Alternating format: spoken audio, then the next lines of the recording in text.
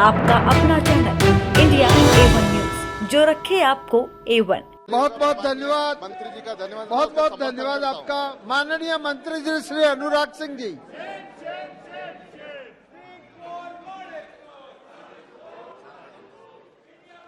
माननीय अध्यक्ष जी, मैं सबसे पहले तो सभी माननीय सदस्यों का, मनोज जी से लेकर बाकी सभी माननीय सदस्यों का आभार प्रकट करता हूं, जिन्होंने अपने बहुत बहुमूल्य सुझाव भी दिए, बिल का समर्थन भी किया।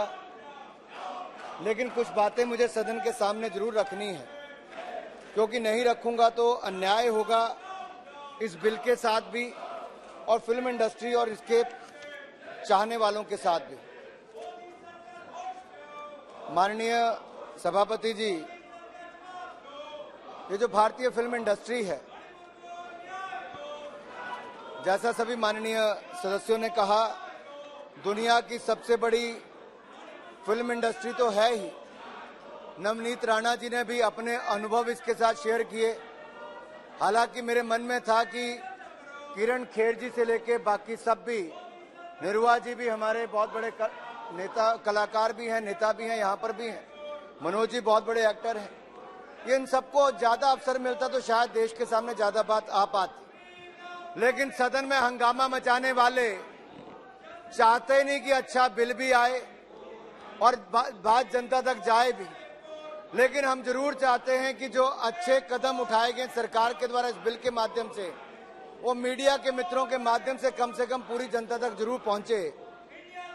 110 साल पुरानी ये फिल्म इंडस्ट्री, जहां राजा हरीशचंद्र जी जैसी फिल्म बनाई, उसके बाद पहली इंडियन टॉकीज की अगर मैं बात करूं तो आलम आरा से लेकर सत्यजीत रे की अंदर पंचाली वाली पिक्चर, न जाने कितनी फिल्मों की अनगिनत गिनती यहां पर हो सकती है।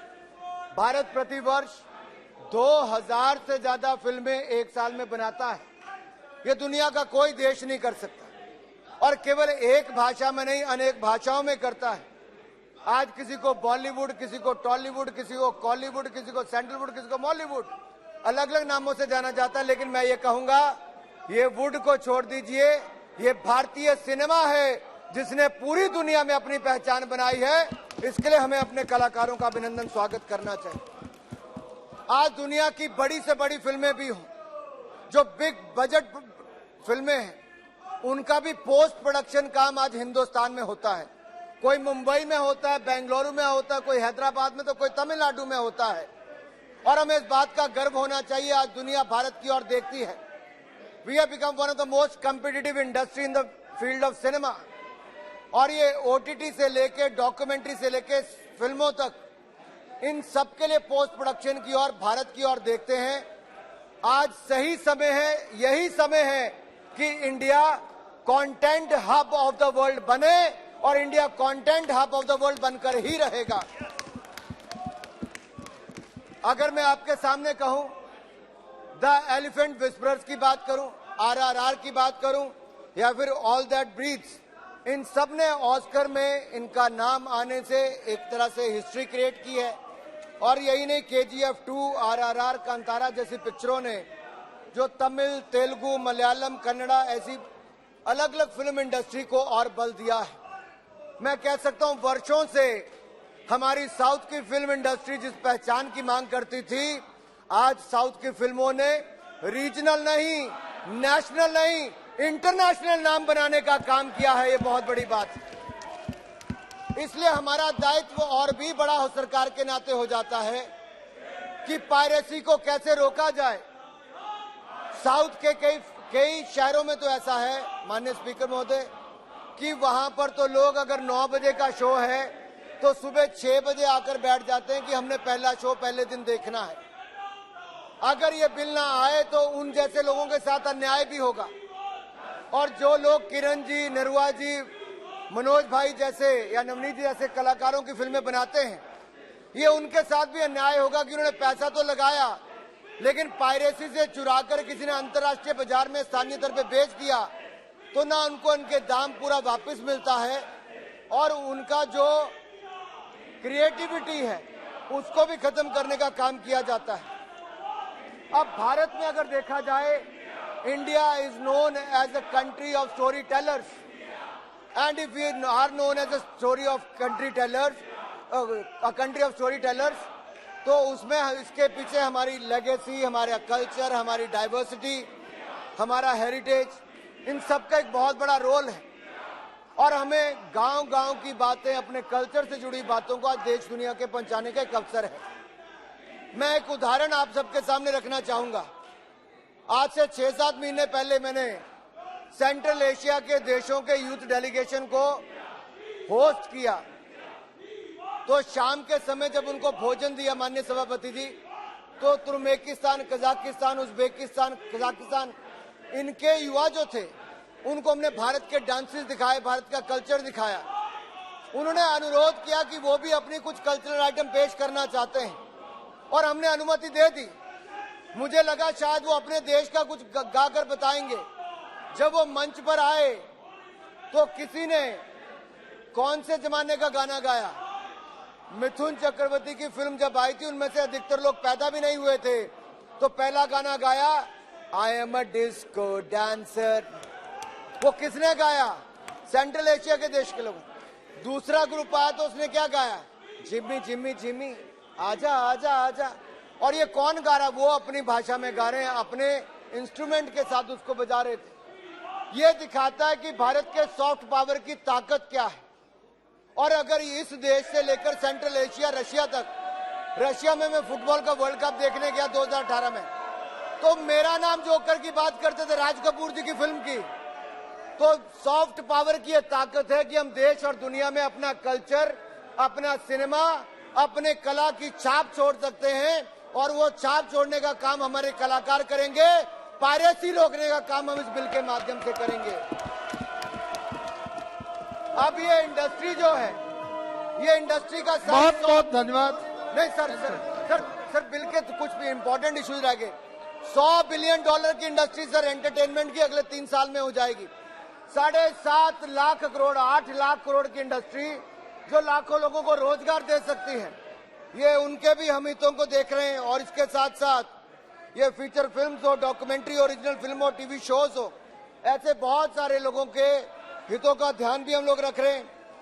आज अगर देखा जाए तो इन सबके साथ साथ माननीय सभापति जी, जो सवाल यहाँ पर कुछ पूछे गए हैं, जो समर्थन के समय ये जो कहा गया कि क्या जो बाकी एक्ट हैं, कॉपीराइट एक्ट हो या आईटी एक्ट 66 हो, उसका क्या करेंगे? तो मैं उस पर भी थोड़ा क्लैरिफिकेशन यहाँ पे करना चाहता हूँ, क्योंकि इंडस्ट्री के लिए, मीडिया के लिए जानना बहुत आवश्यक है। And any person who commits a prohibited act relating to the piracy under proposed clauses 6A and 6AB will be liable to punish with imprisonment for a term which shall not be less than 3 months and may not extend to 3 years and may be extended to 3 years under clause 7(1)A of the 2023 bill। तो 3 साल से कम नहीं और 3 साल तक उसको सजा हो सकती है, 3 लाख रुपए तक का फाइन हो सकता है और 5% उसको ऑडिटेड कॉस्ट प्रोडक्शन तक का भी फाइन हो सकता है। तो एक तरह से उसका ध्यान इसमें रखा गया है। It further clarifies that certain acts as provided under section 52 of the copyright act 1957 will clarifies that with certain acts as provision under section 52 of the Copyright Act 1957 will not be punishable under this provision section 52. लेकिन in addition to the penalty prescribed under the Cinematograph Act, a person can be prosecuted for piracy of films under the Copyright Act 1957 and the Information Technology Act 2000. The penalty of the offence under section 51 of the Copyright Act 1957 is set out under the section 67, which where a person infringing the copyright of the copyright holder of a film shall be punishable with imprisonment of a term which shall not be less than 6 months, but which may be extended to 3 years, and fine which shall not be less than 50,000 rupees, may be extended up to 2 lakh rupees. इसी तरह से section 66 का information technology act में भी उसको 5 लाख रुपए तक की सजा हो सकती है। बहुत बहुत धन्यवाद मंत्री जी, दूसरी तरह से दिया जा सकता है। बहुत बहुत धन्यवाद। और इसके साथ साथ हमने बहुत बहुत धन्यवाद। कंपनसेशन की बात भी कही है। साथ ही साथ माननीय उनके जो केवल 10 साल में उसको लाइसेंस खत्म हो जाता था, अब फिल्म वालों का लाइसेंस 10 साल में खत्म नहीं होगा, सारी उम्र के लिए उनको लाइसेंस भारत सरकार ने दे दिया है। कोई दफ्तर के चक्कर नहीं काटने पड़ेंगे, कोई दफ्तर के चक्कर नहीं काटने हैं, आपको आपके अधिकार दे दिए हैं। यही नहीं, जो एज क्राइटेरिया वो मैंने पहले स्पष्ट कर दिया है। और एज क्राइटेरिया के साथ साथ अगर मैं एक बात यहाँ पे और करना चाहता हूँ, ये जो चेंज ऑफ कैटेगरी है, अगर आपकी फिल्म ए कैटेगरी में एच कैटेगरी में है और आप उसको टीवी पे दिखाना चाहते हो, तो जो क्लॉज सीबीएफसी आपको चेंज करने के लिए कहेगा, वो केबल टेलीविजन नेटवर्क के प्रोग्राम कोड के अनुसार अगर आप कर दोगे तो टेलीविजन पर भी आपको फिल्म दिखाने का पूरा अधिकार मिल जाएगा, आपको कोई नहीं रोकेगा। एक बहुत इंपॉर्टेंट जजमेंट है sir, KM. Shankarappa versus union of India. ये कर्नाटका हाई कोर्ट ने एक ऑर्डर दिया था जिसको अपहेल्ड सुप्रीम कोर्ट ने किया, तो हमने इसी को ध्यान में रखते हुए ये तय किया है कि किसी भी फिल्म की रिवीजन की पावर भारत सरकार के पास नहीं होगी। हमने उससे भी मुक्ति पा ली है, ताकि जो सीबीएफसी ने सर्टिफिकेट दिया है वही फाइनल है, रिवीजन करनी है तो वही अपने एक अलग कमेटी बना के उस पर कर सकती। भारत सरकार उसमें कोई दखल नहीं देगा। ऑटोनोमस बॉडी सीबीएफसी है, वो वैसे ही बनी रहेगी। मंत्री जी बहुत बहुत धन्यवाद। मैं एक मिनट में समाप्त कर देता हूँ।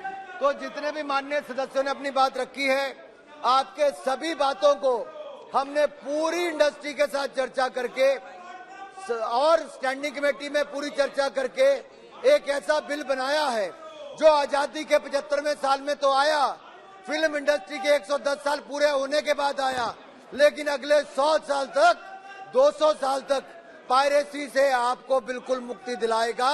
इस सब के लिए आपका बहुत बहुत धन्यवाद, सबका बहुत बहुत आभार। प्रश्न यह है कि विधेयक पर विचार किया जाए, जो सदस्य इसके पक्ष में है वो हाँ कहे, जो सदस्य विरोध में है वो ना कहे। मेरे विचार में निर्णय हाँ वालों के पक्ष में हुआ, हाँ वालों के पक्ष में हुआ। विधेयक पर विचार करने हेतु प्रस्ताव को स्वीकृत किया गया। अब सभा विधेयक पर खंडवार विचार करेगी। प्रश्न यह है कि खंड 2 से 10 विधेयक का अंग बने। जो सदस्य इसके पक्ष में है वो हाँ कहे, जो सदस्य इसके विरोध में है वो ना कहे। मेरे विचार में निर्णय हाँ वालों के पक्ष में हुआ, हाँ वालों के पक्ष में हुआ। खंड 2 से 10 विधेयक का अंग बना। प्रश्न है कि खंड 1 अधिनियम सूत्र और विधेयक का पूरा नाम विधेयक का अंग बने। जो सदस्य इसके पक्ष में है वो हाँ कहे, जो सदस्य इसके विरोध में है वो ना कहे। मेरे विचार में निर्णय हाँ वालों के पक्ष में हुआ, हाँ वालों के पक्ष में हुआ। खंड 1 अधिनियम सूत्र और विधेयक का पूरा नाम विधेयक का अंग बने। मंत्री जी अब प्रस्ताव करें कि विधेयक को पारित किया जाए। माननीय सभापति जी, मुझे बड़े भारी दिल के साथ कहना पड़ता है कि जब आपने कहा कि बिल को पास करें तो सबने ना कहा। क्या विपक्ष सिनेमा जगत के खिलाफ है? क्या ना करते हैं? बड़े भारी दिल के साथ कहना पड़ता है। आज ये समय आया था कि इसके साथ जुड़ सकते थे, लेकिन इस पे भी राजनीति की। लेकिन मैं फिर भी, क्योंकि आज इतिहास बनने जा रहा है फिल्म इंडस्ट्री के लिए, कंटेंट क्रिएटर्स के लिए, so I move that the bill be passed. प्रश्न है कि विधेयक को पारित किया जाए। जो सदस्य इसके पक्ष में है वो हाँ कहे, जो सदस्य विरोध में है वो ना कहे। मेरे विचार में निर्णय हाँ वालों के पक्ष में हुआ, हाँ वालों के पक्ष में हुआ। प्रस्ताव स्वीकृत हुआ और विधेयक पारित हुआ। सभा की कार्यवाही मंगलवार दिनांक 1 अगस्त 2023 को प्रातः 11 बजे तक के लिए स्थगित की जाती है।